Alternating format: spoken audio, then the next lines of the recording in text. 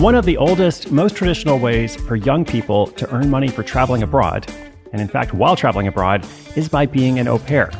An au pair is a nanny, a domestic assistant from a foreign country who works for and lives with a host family. Now, of course, this is only a good idea for the right kind of person. You wouldn't want me to be an au pair for your kids. I'd be like, kids, let's go light some stuff on fire. Or kids, let's go practice shoplifting. Because that's kind of what I was up to when I was a kid. Now, thankfully, this story is not about me. I'm not going to go out and try to be an au pair, don't worry. In this story, a South African traveler earns money through blogging and childcare, allowing her to live in Turkey, Ireland, the United Kingdom, and the United States. She now has driver's licenses in 4 countries, and she's been able to have a wealth of global experience while getting paid. So, like I said, a good opportunity for the right kind of person. And in this story, I'll tell you more about how it works. Stay tuned. It's coming right up.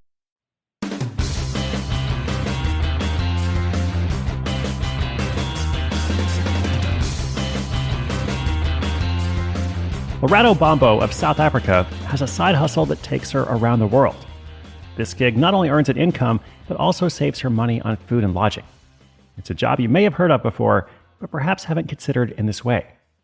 Lerato is a part-time au pair. An au pair is defined as a young person who goes abroad to live with a native family, often to learn a language or experience a different culture in exchange for childcare. Before traveling and becoming an au pair, Lerato trained and worked in digital marketing. In 2016, she started blogging, which led to freelance writing and web design work. That's been her primary income for the past 3 years while living in different countries. And to add another piece to the puzzle, she launched a dropshipping store in the past year. Although Lerato can spend up to 60 hours a week on her blog, freelance work, and dropshipping, all of those projects are online, and they're flexible in terms of when she puts in her hours. In other words, her day job fits easily around her childcare side hustle schedule.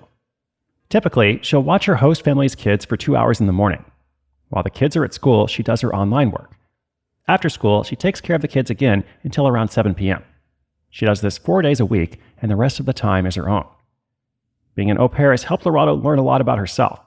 She's grown to handle things she didn't think she was able, and she can now claim driver's licenses in 4 countries and proficiency in 6 languages. But what are the economics of this? Let's talk about the money. Lerato's most recent au pair pay was €1,000 or $1,200 per month. Now, that may not sound like much, but remember that her food, lodging, and utilities are all free. This past April, she also made $500 in overtime because the parents went to Portugal for the weekend while she watched the kids. She's now done this job in a lot of places, starting with her first assignment in Istanbul. While living there with a family for 6 months, she managed to visit 8 different countries, in addition to traveling around the majestic country of Turkey. The environment there was completely new for her. New food, a different religion, and a foreign culture. The language barrier was significant as well. Only one person in the house spoke English, although this is great for learning the local language, which she did. Lerato's other au pair placements have included a 1.5 years in Ireland, 8 months in the UK, and 1 year in the US. Different countries have different regulations and minimum wages. France is one of the worst in terms of pay, at just €50 a week, and yet it remains one of the most popular countries for au pairs. Spain's wages are only slightly better. Of course, these 2 places are likely more attractive for the potential to improve your French and Spanish.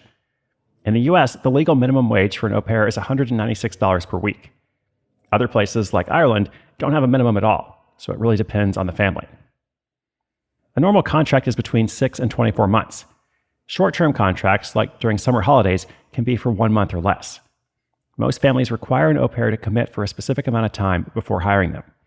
And they prefer not to make abrupt transitions because kids can struggle with adapting to a new person and creating a new routine mid-school year. For first-time au pairs, Lerato recommends signing up with an agency. An agency is responsible for finding families and making sure the environment is safe. They'll run a background check on the family, arrange work visas, introduce you to other au pairs in the area, and even place you with another family if you're unhappy. Agencies usually charge both the au pair and the family a fee. A free alternative is to create a profile on aupairworld.com. On this site, families pay to use the service, but it's free for au pairs. Since there's no vetting provided with this method, Lerato says it's important to ask a lot of questions, have multiple video calls with the family before committing, and just know that if the offer sounds too good to be true, then it probably is. Something unique about this side hustle is that it can be seasonal. You can take on back-to-back contracts or pause between them as you wish.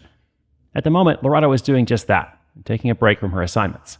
She's decided to travel full-time for 6 months, gathering content for her travel blog, and visiting her family back in South Africa. Maybe she'll return to being an au pair, or maybe she'll apply those new skills to other endeavors. With 6 languages and driver's licenses in 4 countries, she'll have no shortage of opportunities.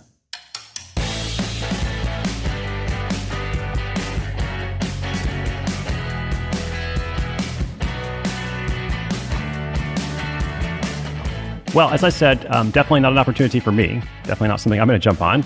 But I'm also not a young person, so I'm disqualified in that regard too.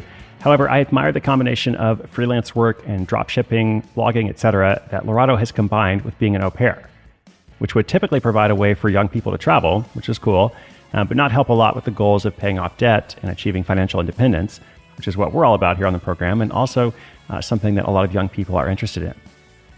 So good for her. I'm going to be sure to check out her blog, which of course we will link up in the show notes. By the way, fun fact, the word au pair is French, meaning on equal terms.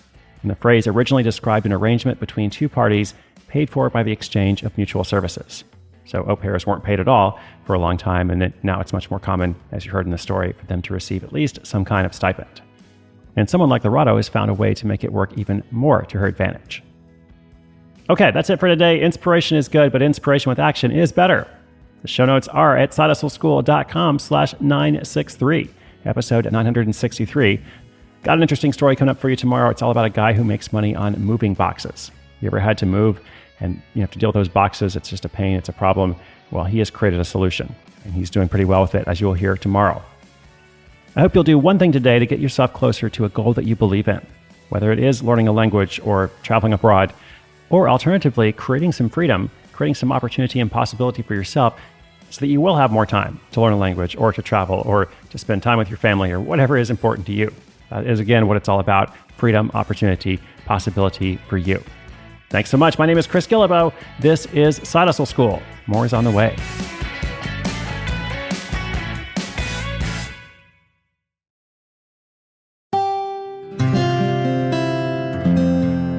From the Onward Project.